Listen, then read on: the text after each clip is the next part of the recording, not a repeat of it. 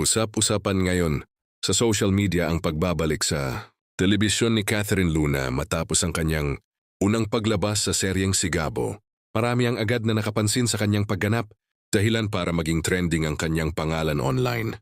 Sa kanyang unang eksena sa serye, agad niyang nakaharap ang isa sa pinakamahuhusay na aktres ng kanyang henerasyon na si Julia Montes. Dahil dito, mataas ang naging inaasahan ng mga manunood sa kanilang paghaharap sa eksena.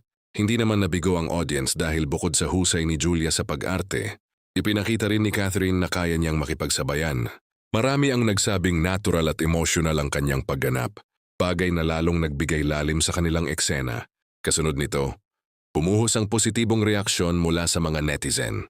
Maraming viewers ang nagpahayag ng paghanga kay Catherine at sinabing isa ito sa pinakamagandang comeback performances na napanood nila sa telebisyon.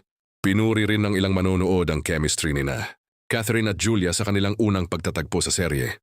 Ayon sa mga komento online, kapansin-pansin ang bigat ng kanilang eksena at ang husay ng dalawa sa pagbibigay buhay sa kanilang karakter.